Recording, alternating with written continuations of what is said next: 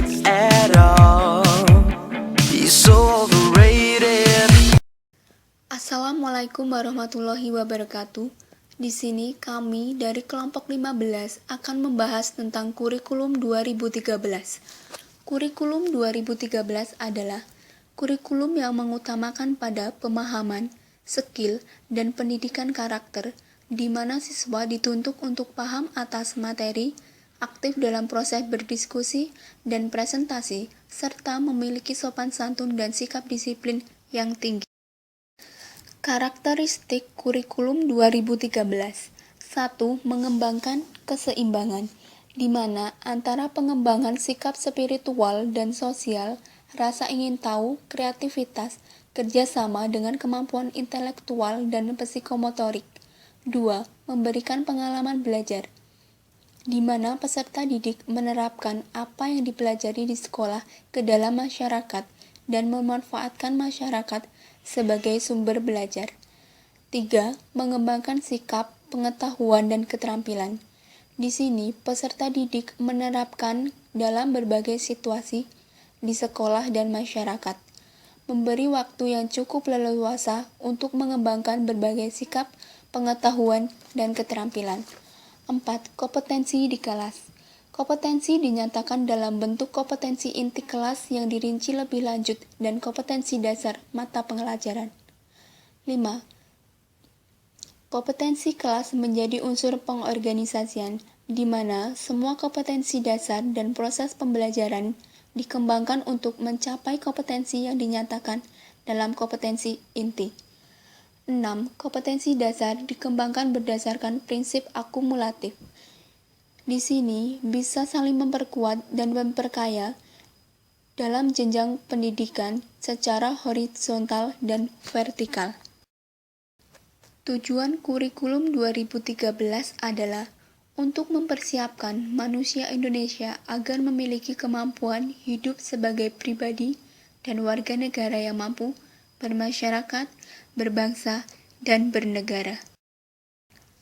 Proses pembelajaran kurikulum 2013. 1.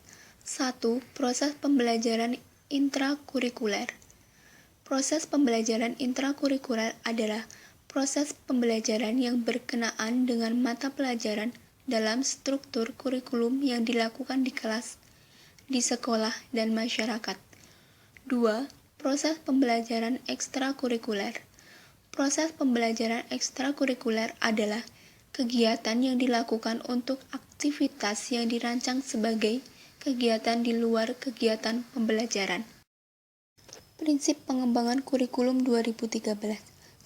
Prinsip relevansi adalah suatu prinsip yang mempunyai keterkaitan antara komponen-komponen kurikulum seperti tujuan, bahan, strategi, organisasi, dan evaluasi. 2. Prinsip fleksibilitas adalah suatu prinsip dalam pengembangan kurikulum. Sesuatu yang dihasilkan harus memiliki sifat luas dalam pelaksanaannya. 3. Prinsip kontinuitas adalah adanya kesinambungan dalam kurikulum, baik secara vertikal, horizontal, dalam tingkat kelas, antar jenjang pendidikan, dan dengan jenis pekerjaan. 4.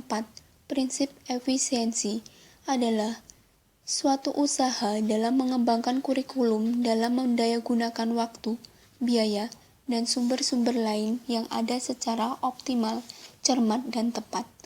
5. Prinsip efektivitas adalah suatu usaha agar kegiatan pengembangan kurikulum mencapai tujuan tanpa kegiatan yang mubazir, baik secara kualitas ataupun kuantitas. Komponen kurikulum 2013. 1. Komponen tujuan adalah suatu komponen pembentuk kurikulum yang berkaitan dengan tujuan kurikulum. 2. Komponen isi adalah segala sesuatu yang diberikan pada peserta didik dalam kegiatan belajar mengajar.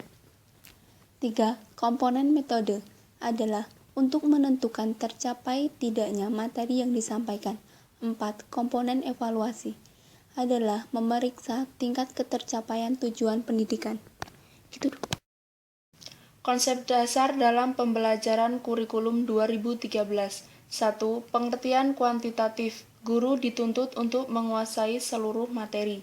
2. Pengertian konstitusional. Guru harus dapat beradaptasi dengan segala metode. 3. Pengertian kualitatif. Melibatkan siswa dalam aktivitas belajar yang efisien. Metode pembelajaran dalam kurikulum 2013. 1. Metode ceramah. 2. Metode latihan. 3. Metode tanya jawab. 4. Metode karya wisata. 5. Metode demonstrasi. 6. Metode sosiodrama. 7. Metode bermain peran. 8. Metode diskusi. 9. Metode pemberian tugas. 10. Metode eksperimen. Kelebihan dan kelemahan kurikulum 2013. Yang pertama, kelebihan kurikulum 2013 antara lain: 1. Menggunakan pendekatan yang bersifat alamiah. 2. Berbasis karakter. 3. Lebih cepat menggunakan pendekatan kompetensi pada mata pelajaran tertentu. 4. Tidak ada perbedaan antara anak desa dan anak kota. Yang kedua, kelemahan kurikulum 2013 antara lain: 1. Guru tidak pernah dilibatkan langsung dalam proses pengembangan kurikulum 2013. 2. Keseimbangan sulit dicapai karena kebijakan UN masih diberlakukan. 3. Terdapat pengintegrasian mata pelajaran IPA dan IPS dalam mata pelajaran Bahasa Indonesia untuk pendidikan dasar yang tidak tepat. Demikian tadi pembahasan dari kami. Terima kasih atas perhatiannya. Saya akhiri. Wassalamualaikum warahmatullahi wabarakatuh.